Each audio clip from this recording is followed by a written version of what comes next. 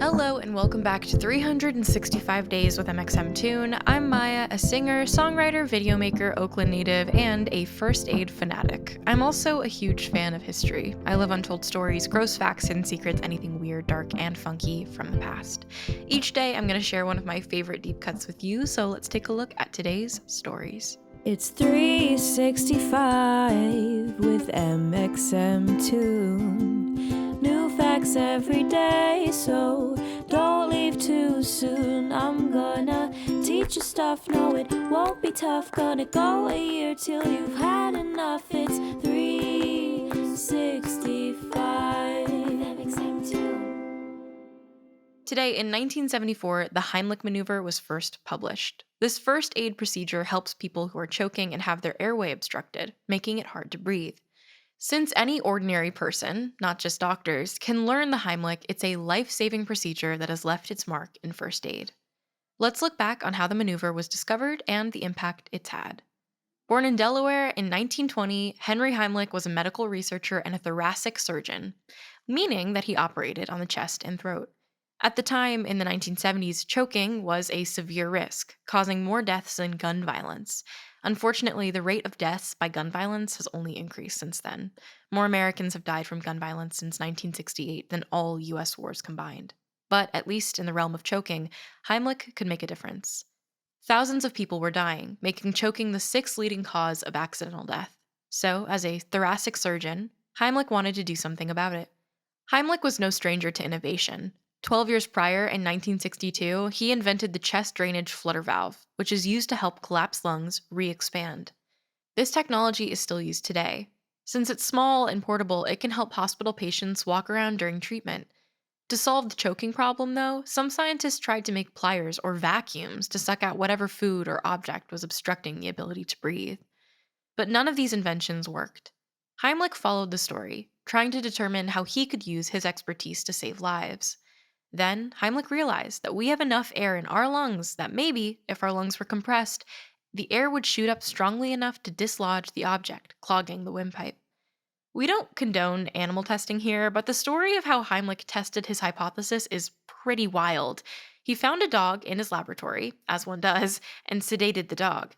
Then he tied a piece of meat to a string and lodged it in the dog's windpipe.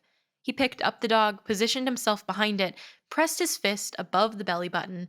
After the third compression, the piece of meat flew across the room. Thankfully, the story didn't end another way because, woof, literally. Heimlich knew that he was onto something big, something that could save lives. That brings us to today, in 1974, when Heimlich wrote about his findings in a journal called Emergency Medicine. After his article, which was titled Pop Goes the Cafe Coronary, news spread fast about Heimlich's claim that he had an answer to the choking crisis. Meanwhile, in Bellevue, Washington, a man named Isaac Pia walked outside to hear a neighbor begging for help. He ran over to find the man's wife choking, and since he had recently read Heimlich's article, he knew exactly what to do. He used the abdominal thrust like he read, and sure enough, the piece of food flew out of the woman's mouth. So, on June 19th, 1974, the Seattle Post-Intelligencer, which still exists today, reported that Piha was the first person to successfully use Heimlich's method to save someone from choking to death. Even celebrities like Cher, Carrie Fisher, and Ronald Reagan have been saved by the Heimlich. But Heimlich became something of a celebrity himself. He appeared on the Johnny Carson and David Letterman shows to demonstrate the maneuver. Soon, the procedure was common knowledge across the country. Since you don't need any medical training or supplies to use the Heimlich maneuver, it's something that most people are capable of doing, empowering us to maybe save a life if we're ever in the right place at the right time. CPR is a similar skill. It's a type of first aid that any ordinary civilian can do if they're trained.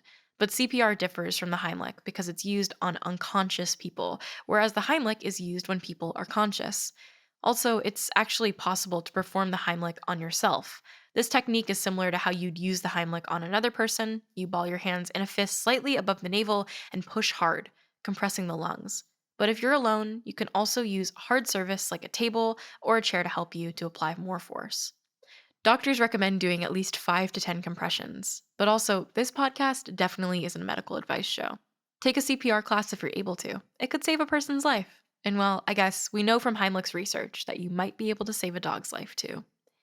In 2016, when Heimlich passed away at age 96, it was estimated that over 50,000 people had been saved by his first aid technique. For that, we can let the dog thing slide.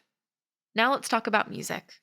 On this day in 2008, a fire at Universal Studios Hollywood destroyed thousands of master tapes controlled by Universal Music Group.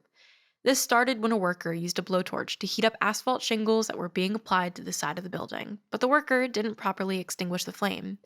The resulting fire took 24 hours to put out and ended up destroying 3 acres of land at Universal Studios.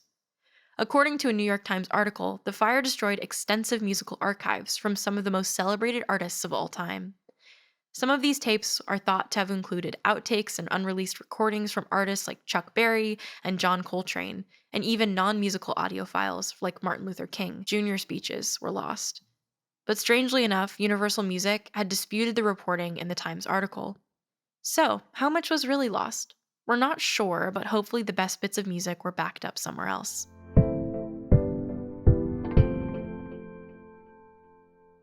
And now it's time for today's final segment of today's show. I'm going to see what I was up to on a June 1st in my life. On June 1st, 2017, I went to see an exhibit at the De Young, which is a museum in San Francisco, with my friend Allie, and it was about the 70s. And I really like going to museums. I don't even know if this is a particularly interesting memory, but this was one of the first exhibits that I went to that was about music specifically. And in the era of the 70s, which is a very cool period of time.